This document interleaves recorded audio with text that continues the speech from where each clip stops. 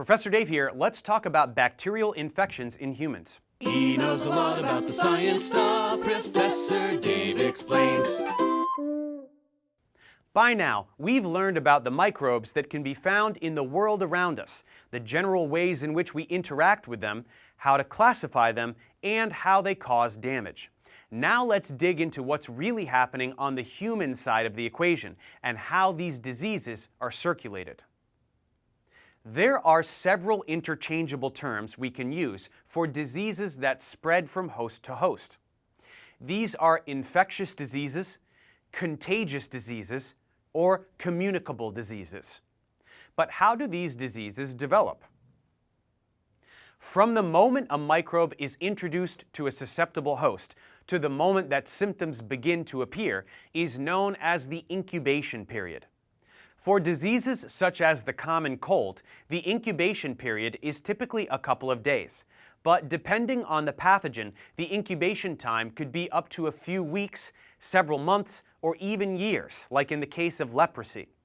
The length of the incubation period depends on factors like the health of the host, the growth rate of the pathogen, and the number of infectious cells the host was exposed to.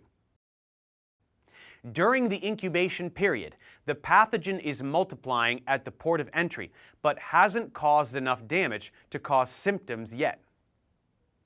Immediately following the incubation period is the onset of illness.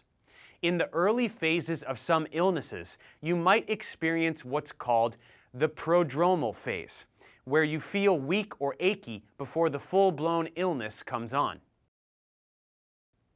Next is the period of invasion, during which the pathogen reaches peak toxicity, multiplying and establishing itself within the tissues. Common symptoms include fever, cough, rash, diarrhea, swelling, pain, or loss of muscle control, depending on the infection. The period of invasion can vary drastically depending on the pathogen. Next, as the immune system fights off the infection, the illness progresses to the convalescent period, which means a phase of recovery. Some patients may stop taking antibiotics during this phase because they feel better, but here's why that's not a good idea. As your body is recovering and fighting an illness, there are still pathogenic bacteria present, albeit at low levels, low enough to not cause noticeable disease. Those few bacteria that are left are the most resistant of the bunch. If you continue the full course of treatment, you take care of all of them and recover. If you stop taking the drug mid-course, those resistant bugs repopulate, stronger and more resistant than ever. Plus, that particular drug won't work next time, and no one wants that. Generally speaking, an infection is characterized by the progression of symptoms. In an acute infection, like a standard case of strep throat, symptoms develop quickly and then clear quickly, and the person typically develops an immunity to reinfection with the same pathogen.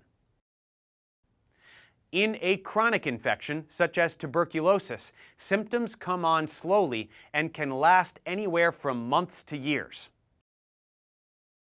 In a latent infection, however, the illness never completely goes away. In the case of syphilis, tuberculosis, or typhoid fever, for example, a person might experience acute or chronic onset of symptoms, followed by a period of convalescence, then latency, where there's no sign of disease at all. However, the disease can come back from dormancy at any time. The pathogenic microbe might linger in host tissues without causing disease, waiting to act when immunity is low. Also worth mentioning are carriers, which are individuals that carry infectious diseases in their tissues for months or even years, spreading them to other people without suffering any signs or symptoms themselves. Generally speaking, infectious diseases can be transmitted at any stage of the infection cycle. It just depends on the microbe. Some are more commonly contagious during the incubation period, while others, like Shigella, are more infectious during the invasive period. Before we move on to detailed information about diseases, let's get some more terms out of the way. Infections can be localized to a particular region in the body, like an ear infection or a boil, or systemic, which means they affect the entire body, like chickenpox or measles. Bacteremia implies that bacteria are circulating in the blood, while toxemia means that toxins are circulating in the blood. As you may have guessed, the suffix emia means in the blood. Septicemia is the term for large numbers of microbes multiplying and circulating in the blood. Finally, some diseases cause sequelae, which means long-term or permanent damage. You might be wondering, how then do these diseases find us? Infectious microbes have to have a home base of sorts. This is called a reservoir, which is the natural habitat of a pathogen. Reservoirs can be anything from human or animal carriers to plants, soil, or water. Let's say we have a living reservoir in the form of an animal harboring a pathogen. This pathogen can be transmitted either directly from the animal to a human through a vector such as a flea, tick, or mosquito, or through a vehicle such as water. Some pathogens, such as the causative agent of tuberculosis, can survive for great lengths of time in non-living reservoirs, such as soil, air, or water, and infect an unsuspecting human who comes in contact. Asymptomatic carriers are in fact living reservoirs. You might have heard of Typhoid Mary, one of the most notorious asymptomatic carriers of all time, who unknowingly spread Salmonella typhi around New York in the early 1900s, before we understood such phenomena. Zoonosis refers to infectious agents that are indigenous to animals, but can be naturally transmitted to humans. In these cases, the human is called a dead-end host because they cannot transfer the infection along. However, zoonotic diseases account for almost 70% of emerging infectious diseases around the world, especially affecting those who regularly work or live with animals.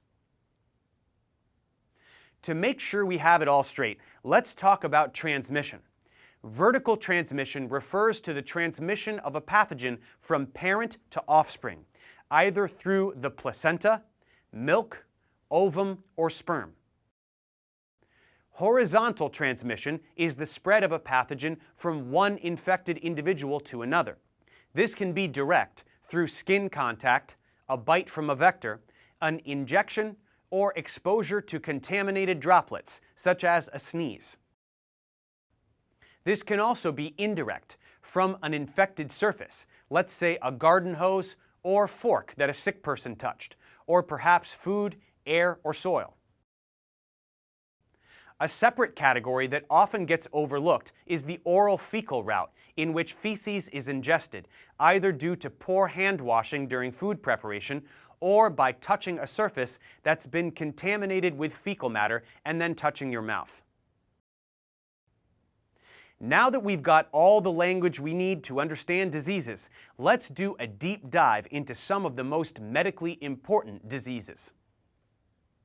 Thanks for watching, guys. Subscribe to my channel for more tutorials. Support me on Patreon so I can keep making content. And as always, feel free to email me, ProfessorDaveExplains@gmail.com.